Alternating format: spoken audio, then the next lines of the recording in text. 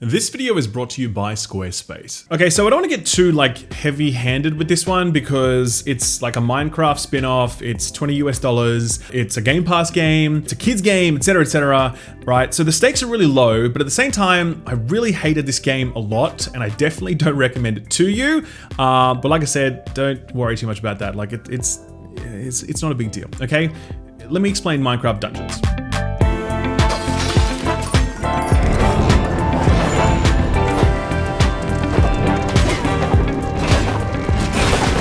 So Minecraft Dungeons is what I would call baby's first ARPG. It's like, you know, your Diablos and your Path of Exiles, etc., except way simpler and way smaller. You get dropped on the map, or I should say you sort of choose a mission from a map, you load into it, you run from one end to the other, you kill the bad guys, loot drops, but not a lot, we'll come back to that. You press the map button and it does the little sort of Diablo style overlay. It does all the things that you're used to for an ARPG, but it's just really very simple and very streamlined, and also very short. So this is the starting point of the discussion. This game is 9 levels long, literally 9 maps. They're pretty short. I finished this game in 3 hours with the normal difficulty. There are 2 additional difficulties you can do on top of that. It's a short game, man. So if you really want to set aside like just 3 hours to knock it over, cool. Don't expect it to last any more than that. One thing that's supposed to prolong the playtime is the fact that it's procedurally generated. But even then, I just found a lot of repetition because sometimes I would die and have to do levels again, or I did levels again when I was playing through the next difficulty tier. You just see a lot of very familiar space, you know, it doesn't really mix it up a lot from what I can tell. Maybe I'm wrong about that, but it just, yeah, it didn't feel like the procedural generation was very ambitious.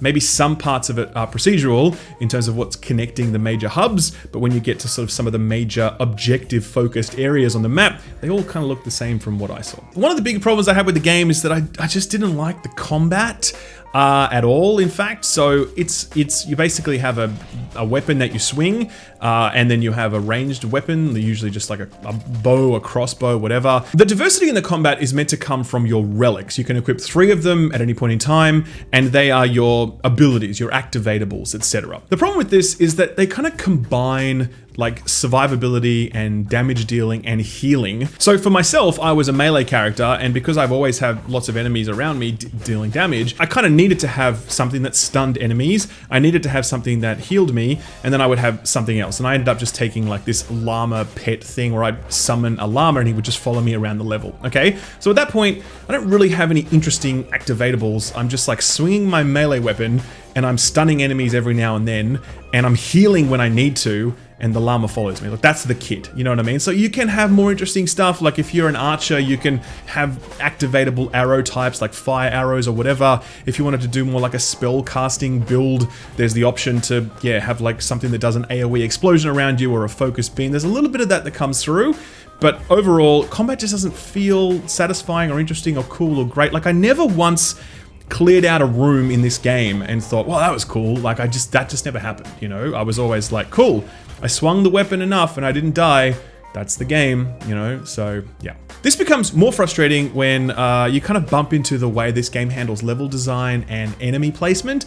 Some rooms you'll walk into and it's like, cool, I just do my thing, kill them, fine, no problem. Some rooms you walk into and you're just being swarmed by like dozens of ranged enemies. And if you're a melee focused character, there's not a lot you can do in that instance. Like, you're pretty boned. And sometimes you'll be surrounded by so many enemies, you just can't move, you can't do anything, and you kind of just get, again, KO'd. There's a roll button, but for some reason, the roll doesn't actually roll you through enemies. So there are a lot of instances where you just get surrounded and just beaten down when this roll should ideally be able to reposition you, and it doesn't. It doesn't make sense why. The roll also stops you from like running for a few seconds afterwards. So rather than kind of like speeding up the gameplay and making it fast and interesting and fun, it's kind of like you don't want to use the roll as often because you're like, oh, I have to move around at a snail's pace after that. It's not fun. And I'm like, well, why did you do that? Like, that roll should get you out of trouble, and it should also help speed things up. And it kind of doesn't do either of those things most of the time. The biggest issue though is just the level layout and sort of navigating the levels. What will so often happen in this game is that you will click on terrain above you because of the way that they've positioned the camera and the levels and whatever else, right? So here you see that I'm trying to get up to this point, but because I'm clicking on this hill that's in the foreground, I'm moving to the wrong place. This happens all the time. It's like, why is that clickable? Like, obviously as a player, I don't want to go to this hill. I can't even get there. It's just decoration, but it's messing with my gameplay. And this happens so often. I died so many times because I'm trying to move out the way of something, but I'll accidentally click on some piece of terrain somewhere, and then I'll go to the wrong place and immediately die. And also just moving your character around, because the levels are quite blocky, they sort of just move in an unpredictable sort of way. It just doesn't flow well, doesn't feel good. I get they're going for the whole like Minecraft aesthetic and they want that to stick. I get that, but the result is like navigating these levels is a chore. Like it really is. Yeah, I didn't like it. The other thing is that exploration is really lacking. You know how in these ARPGs, you'll have like, oh, I've got to go that way and I'll explore this area and explore that area, and like, oh, cool, I know I have to go that way, but I'll just check out this cave and whatever, or this like little path that leads off this way and I'll get some stuff. Usually when you go down those paths, there's just nothing there. And I mean sometimes, literally nothing, like not even any enemies. And if you do that, sometimes you might find enemies, but enemies almost never drop loot in this game. That's another thing. Like, there's just no loot dropping. It's an ARPG and there's no loot, you know?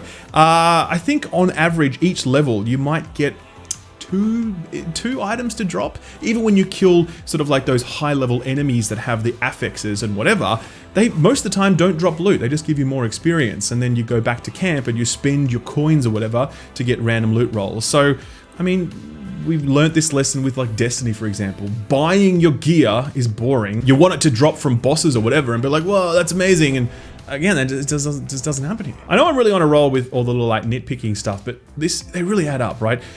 There are some basic decisions made that just make this game less fun. Like, for example, your potion is on this massive cooldown, like massive. So, you know, you'll take a lot of damage, very common. You use your potion, cool, take some more damage, and then you can't really advance in the level because you've got no way of healing yourself and you're too low on health. So you kind of just have to stand there waiting for that potion to come back, and then you can progress onwards.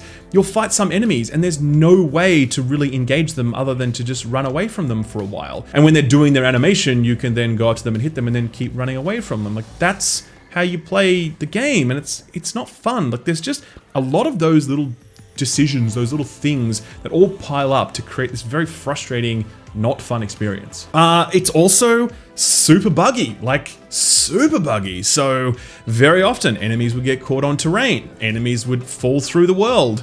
I would get caught on terrain, as I discussed earlier. There were graphical glitches. Almost every time I completed a mission, I got disconnected from the servers and I'd have to reload into the game. And I'm not exaggerating, like almost every time. I've played this game for like, you know, 4-5 hours. I think I must have been disconnected at least 10 times in that time. So this game is not finished from a bugs perspective, and it's also not finished from a content perspective, because there's on the map, you can see that they're getting ready to sell you DLC. They're like, hey, this portal will open up soon and you can buy additional levels. And it's like, all right, even on the starting thing, when you're creating a character, they're like, here are all the skins. Oh, by the way, these are DLC characters that you have to buy, I guess. Like, why are you selling DLC characters for this little $20 9-level video game? Why? Why? I don't understand. So the worst part about it though is that like there's just nothing remotely Minecraft about this other than its skin, which is, yeah, cool. You have the zombies and stuff, and you have the pickaxe in there. It looks like Minecraft, but there's nothing in terms of the gameplay that is Minecraft. You can't build anything, you can't destroy. There's nothing destructible in this entire game. Not even like a barrel you can destroy, nothing. Everything is completely static. You would have thought, given Minecraft's DNA, they would have done something with destructible environments or being able to build yourself some kind of little fort or something to prepare for an enemy onslaught or whatever. It's nothing like that, you know? And so it just is really not good. As I said, I finished it in 3 and a bit hours, played a little bit more after that, some additional difficulty stuff. I don't want to play any more of it. It's obviously on Game Pass, but the point is that it's just not worth your time, I don't think. There are so many other games you could play on Game Pass that I'd absolutely recommend. I would not recommend this game. This is not worth your 3.5, 4 hours or whatever. And even for kids, there are so many better games for kids that you could give them. If I had a kid, I would not give them Minecraft Dungeons. I would give them Minecraft or all the other stuff that's on Game Pass, not this. So anyway, like I said though, let's not get too carried away. It's a very small throwaway title. I came down on it really hard here because I was just like, here's what I think about it. Could you have some fun with this game? If you really love Minecraft, sure, I guess maybe. If you're looking for a co-op game to play, yes, just drop the difficulty and play through it with your friends, because it is co-op obviously. You can have a few laughs for a few hours and that's it, you're done. Outside of that, no, I don't think this is good. Anyway, that's my video. Yeah, see you next time, bye. This video is brought to you by Squarespace. If you have a hobby, a business idea, or you just want to share things with the world, then a website is a must, and there's no easier way to make a website than through Squarespace. Squarespace offers tools so easy to use that in just minutes, you can create a professional looking website. Log in, select one of their custom design templates, configure it to your taste, host it with Squarespace, and boom, you are up and running in no time. To get started, visit squarespace.com, and when you're ready to get serious, visit squarespace.com/skillup for a 10% discount on your first purchase of a website or a domain name. Thanks Squarespace for sponsoring this video, and thank you for watching it.